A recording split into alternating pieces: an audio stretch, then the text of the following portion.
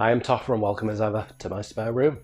If you're new here, please leave a like, subscribe to the channel, drop a comment a little bit later on, it'd be thoroughly appreciated. Now recently I did a video about the best games that came out on PlayStation 2 and it was so much fun trying to figure out what I would class as the best, but it then got me thinking, there's so many PlayStation 2 games that people don't know or have been forgotten. Let's look at them.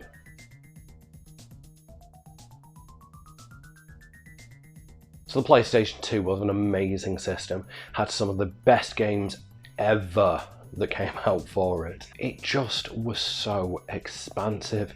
You got multitudes of different things from your hack and slashes, your RPGs, your sports games, your extreme sports games, but there was so much in there for everybody. But like anything, stuff gets forgotten. So that's what I want to talk about today. Those forgotten games, those unknown titles.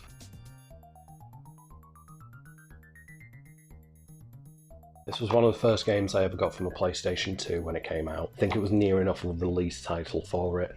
And I picked it up because the story seemed quite interesting. And playing it, it feels like a bit of an up-to-date Monkey Island style point-and-click adventure, but in a 3D world.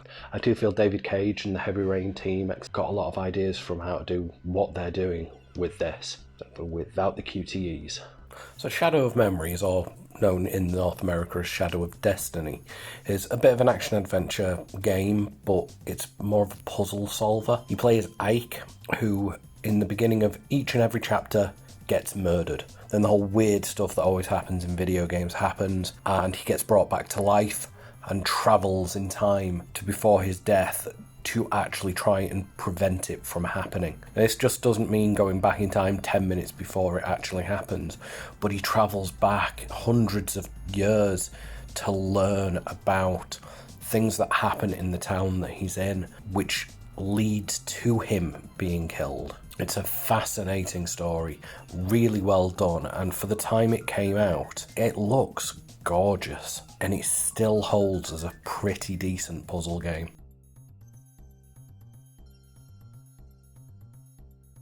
I know a lot of people won't know this game.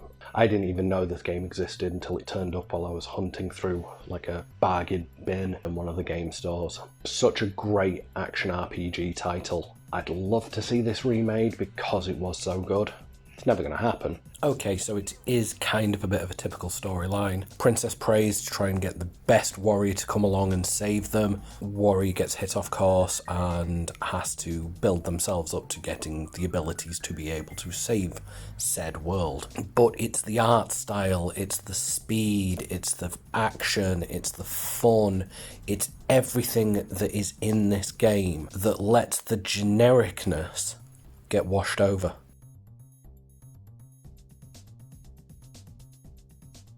I'm not even going to try and explain this one right now. This game is weird. For a kid's horror game, so well done, so atmospheric, and a little bit scary at times. So as the player in this game, you are there to help Death transition the souls that are in Gregory House and help take them to the other side. Once you have completed this, you can then escape Gregory House yourself. So a lot of this involves following characters, learning routines, puzzle solving, trying to figure out how to get into doors, not getting caught. Just look at the visuals, they're flipping creepy.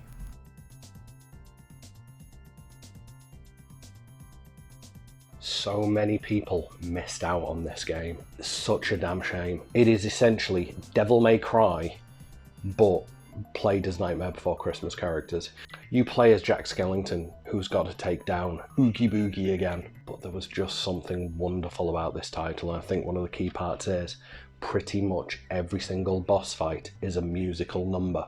So well done, so entertaining, just fun. There really isn't much more I can add with this. As I said, it's Nightmare Before Christmas crossed with Devil May Cry. You can't really get much more of an interesting mix. I'm just going to leave it with a couple of snippets of the musical numbers because they're just great. Oogie, what have you done to everyone? They're all under my control. Has changed, my boy, since you went away. Without a Pumpkin King, it's Oogie Boogie's way.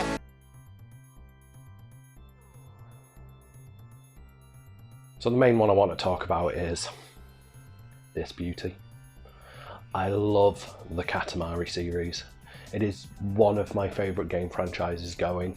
Yes, most games are the same thing one after another, but there is just such a beautiful charm in these titles that you can't help but thoroughly enjoy. So Wheel of Katamari, as bizarre as it sounds, actually has a story. So in this game, the king of all cosmos has absolutely been blown over by the success of the original Katamari game and sees that the world is full of fans of his game and decides to travel down to Earth to help fulfill the wishes of his fans. Yeah, that crazy. So again, he calls in the help of the prince to roll the Katamari ball around and pick up everything that his fans want him to pick up. Yeah, you just get this wonderful little game where you are just rolling up anything smaller than you to grow bigger and bigger and bigger to fulfill those wishes. It does start going a little bit crazy though. You get to the point where you are picking up continents. So it gets a bit strange. So that's it. Those are the weirdest games that came out on PlayStation 2 as far as I'm concerned. Did I miss anything out? Again, thank you so much for catching up with me today. I really do hope you enjoyed the video. Again, drop a like, subscribe to the channel. Let me know anything else you'd like me to cover. I am still going through my best games per console, but I thought the PS2 just deserved a little bit more time.